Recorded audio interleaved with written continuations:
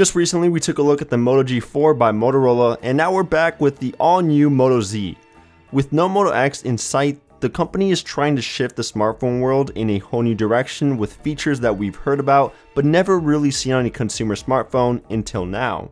Currently I have the Moto Z Droid Edition only available on Verizon's network until the unlocked version gets released sometime in September in the US, supporting GSM networks only, meaning AT&T and T-Mobile, unlike the Moto X Pure Edition last year, which worked on all 4 carriers unlocked. Off contract at Verizon, the Z is going to start you at around $624 for 32GB of internal storage, or $674 for 64GB, and that's not including any of the Moto mods, but I'll get into those later. With that kind of money, you could easily purchase the Galaxy S7, so it's definitely on the more expensive side. And this time, Moto Maker doesn't allow you to customize the phone as much as the Moto X Pure Edition, such as the accents, the back, or even an engraving. Just 2 selections of black and gray, or white and gold for now. A black and rose gold version will launch sometime later this year.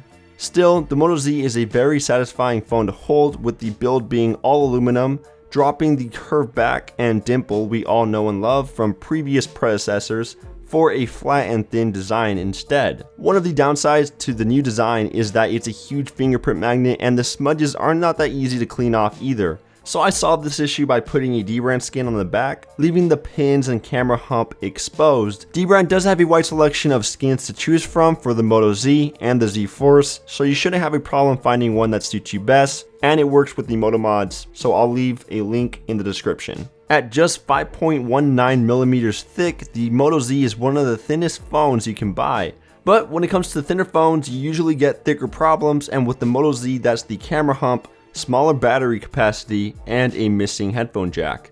That's right, you can't use your 3.5mm headphones without an adapter.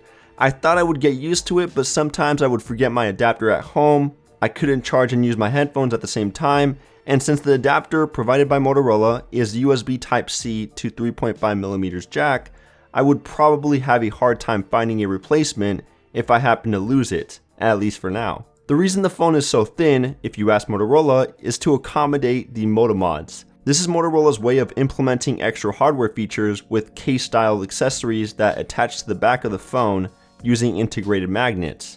For example, if you want a loud speaker, you can purchase the JBL Sound Boost speaker, slap it on the back, and you're ready to go. There's even a kickstand if you want to stand the phone in landscape for video watching. There's no rebooting, no permissions or apps that need to be installed. They come pre-installed anyways. It's very user-friendly and designed very well. Moto is launching a handful of mods with the Z, including swappable backs, a big battery pack, and even a projector letting you choose what extra features you want your phone to have.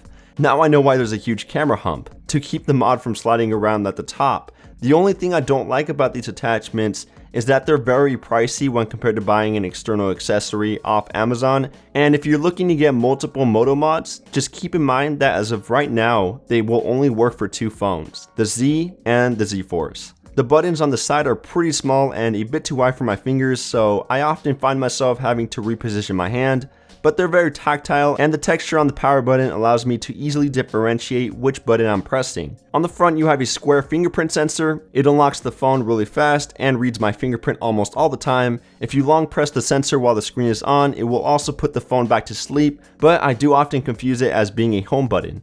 The speaker on the front is both an earpiece and the Z's only speaker. It gets very loud without becoming distorted, and it's hard to block by accident.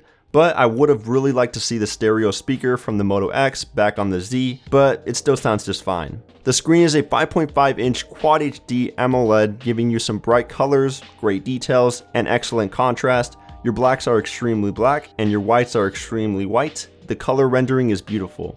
The screen offers great viewing angles as well and is decent in outdoor lighting, not getting as bright as the Galaxy S7, but still allowing you to see what is going on, and watching videos or playing games on this gorgeous display is also a great experience. It's running the latest version of Marshmallow with a few customizations from Motorola, such as chopping twice for the flashlight, swiping up to shrink the screen, or twisting your wrist twice to open up the camera. Plus, with that ambient display letting you see all of your notifications, time, and battery without fully turning on the display, I always find myself missing these features when switching to a different device. It still feels like stock Android, nothing over the top crazy or different. You do get some of Verizon's bloatware, but you can easily disable most of it, and when the unlocked version comes out, I'm sure carrier bloatware won't be an issue at all. Overall, I don't really have a problem with the software, and I'm a big fan of Moto's light tweaks on top.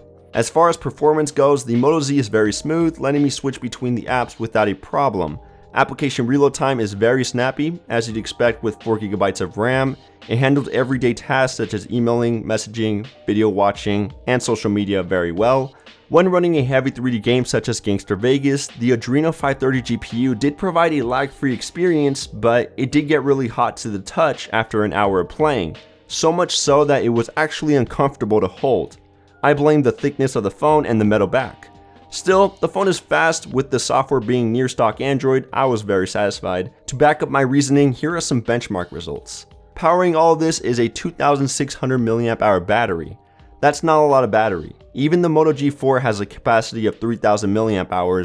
I had a tough time getting past 1 day of usage, around 3 hours of screen on time, but I imagine if you're rocking a battery mod, you should be just fine, especially since Motorola's turbo power charges the battery extremely fast. So if you're looking for a Moto device with plenty of battery, I recommend picking up the Moto Z Force instead, since it gives you a staggering 3500 mAh of battery. The Z Force also comes with an even faster version of the turbocharge as well, but the downside to both of these chargers is that the USB cable is permanently attached. The camera on the Moto Z is a solid shooter with 13 megapixels of resolution, which is lower than the X or the Z Force at 21 megapixels, but nowadays megapixels aren't everything in the smartphone camera, and most users have claimed that the pictures on the Z Force are very similar in quality to the pictures on the Moto Z. It also carries an aperture size of f1.8, laser autofocus, optical image stabilization, and dual LED flash.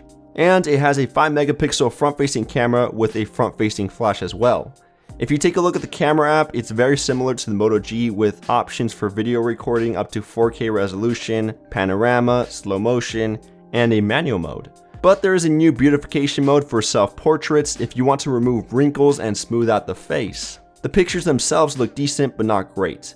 Colors are accurate, saturation is not overused, and the HDR does seem to fix those overexposed pictures that I seem to get in outdoor lighting. In low light scenarios, the camera isn't amazing, but it gets the job done. Pictures have quite a bit of noise and sometimes the photos come out blurry if you're not steady enough. Overall, the camera is still pretty good when the lighting is right, but it's not going to outshine other high-end smartphones such as the Galaxy S7. In the end, the Moto Z is not a bad phone at all, but it needs better execution. I really like the concept of modular phones, and Motorola did a great job of trying to take us that direction with Moto Mods, but I just don't think the average Joe will go out and buy an expensive accessory that works with only 2 phones, especially when there are much cheaper traditional options like Bluetooth speakers or external chargers that offer more performance for less money, and can be used by almost any smartphone. Also, with battery life and the camera just being around average, I do think the price point should be dropped a little, especially since you can buy the Galaxy S7 around the same price point and have a much better experience in those 2 categories. Performance, design, and software are definitely the cornerstone here, and if you don't mind paying a few extra bucks for the complete package with Moto Mods, then you might just like the Moto Z. So that's it for this video. Thank you guys for watching. If you enjoyed it, make sure to go ham on that like button. Check out AndroidPolice.com for your latest and greatest news on Android. Definitely let me know in the comments what you think about the Moto Z, as we do read all of your comments. And with that, I will catch you guys in the next one.